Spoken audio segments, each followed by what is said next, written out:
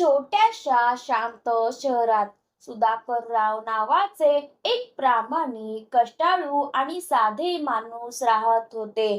त्यांनी आयुष्यभर मेहनत करून आपल्या कुटुंबासाठी एक छोटस पण सुखी घर उभं केलं होतं.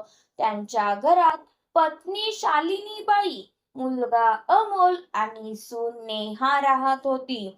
घर श्रीमंत नव्हतं, पण घरात प्रेम, आपुलकी आणि माणुसकी भरपूर होती. अमोल एका कंपनीत नोकरी करत होता, तर सुधाकर राव अजूनही छोटासा व्यवसाय सांभाळत होते. शालिनीबाई घर सांभाळायच्या आणि नेहा सगळ्यांची मनापासून काळजी घ्यायची.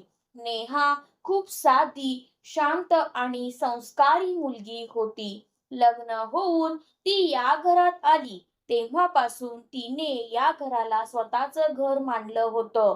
ती पहाटे उठून घरातील सगळी कामं करायची, सासू सासऱ्यांसाठी चहा बनवायची, औषधांची काळजी घ्यायची आणि प्रत्येक गोष्ट मनापासून सांभाळायची. शालिनीबाईंनाही सुरुवातीला नेहा खूप आवडायची. त्या सगळ्यांसमोर अभिमानाने म्हणायच्या, नेहा आमच्या घराची लक्ष्मी आहे.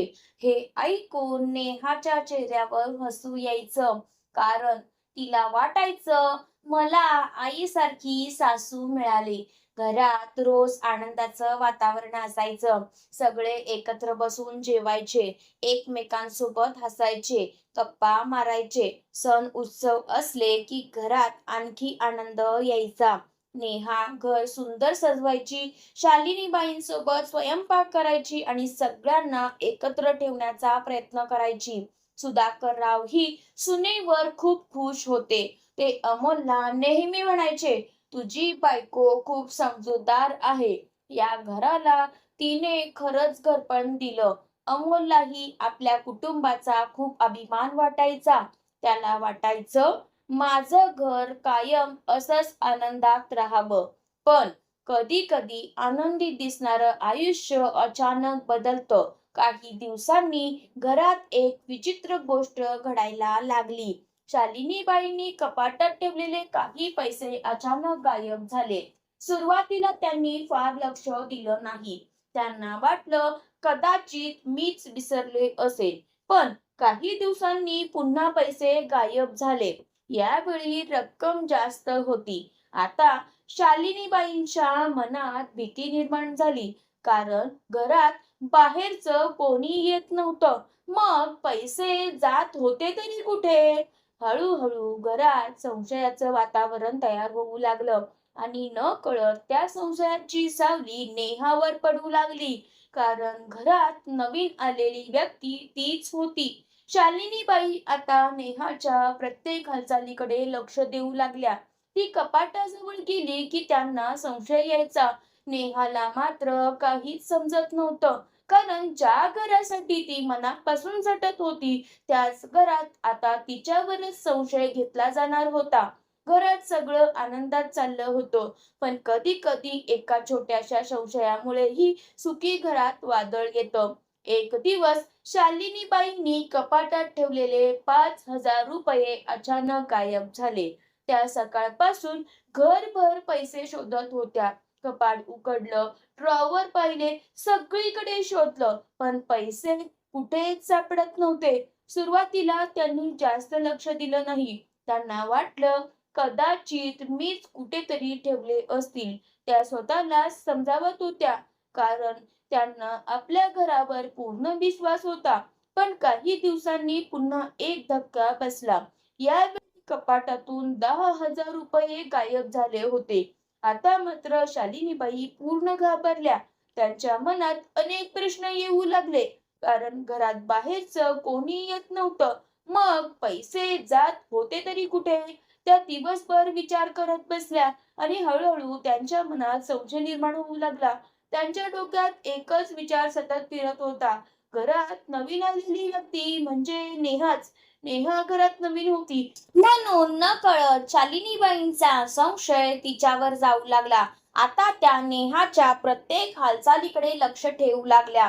ती कपाटाजवळ गेली की त्यांना संशय यायचा. नेहा मात्र काहीच समजू शकत नव्हती, कारण ती या घराला स्वतःचं घर मानून जगत होती. एक दिवस शालिनीबाईंचा संयम तुटला. त्या रागात थेट नेहाजवळ गेल्या आणि मोठ्याने विचारलं, "नेहा, कपाटातले पैसे तू घेतलेस का?"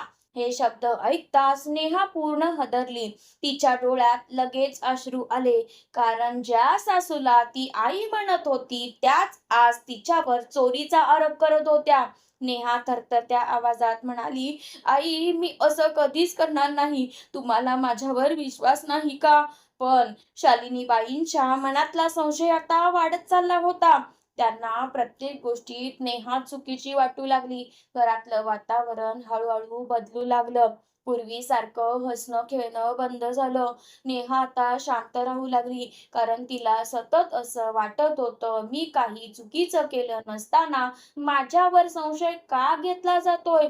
अमोलला ही परिस्थिती समजत नव्हती. एकीकडे आईचा संशय होता आणि दुसरीकडे पत्नीचे अश्रू. त्याला जाणवत होतं की या संशयामुळे घरातील नात्यांमध्ये हळूहळू भेगा पडू लागल्या आहेत.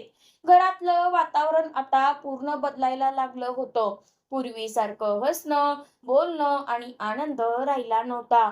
काही दिवसांपर्यंत ज्या नेहाचं सगळे कौतुक करायचे, तीच नेहा आता संशयाच्या नजरेने पाहिली जात होती. शालिनीबाईंच्या मनातला संशय दिवसेंदिवस वाढत होता. त्या सतत नेहावर लक्ष ठेवू लागल्या. नेहा स्वयंपाकघरात गेली तरी त्यांना संशय यायचा. ती कपाटाजवळ उभी राहिली की शालिनीबाई तिच्याकडे बारकाईने पाहू लागायच्या.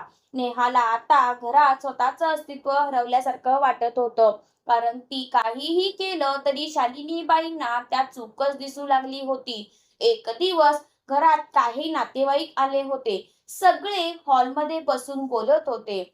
तेवढ्यात शालिनीबाई अचानक रागाने म्हणाल्या, "घरात चोरी करणारी व्यक्ती घरातलीच आहे." हे ऐकताच सगळ्यांची नजर नेहाकडे वळली आणि त्या क्षणी नेहाचं हृदय तुटलं. कारण ज्या घराला तिने स्वतःचं घर मानलं होतं, ज्या माणसांसाठी ती मनापासून झटत होती, त्याच घरात आज तिच्यावर चोर असल्याचा संशय घेतला जात होता.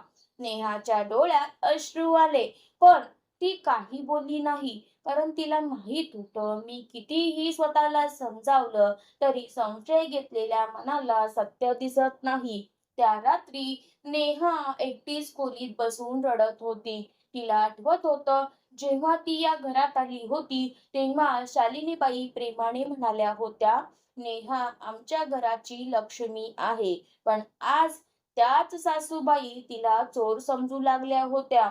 अमोललाही काय करावं समजत नव्हतं. एकीकडे त्याची आई होती आणि दुसरीकडे त्याची पत्नी.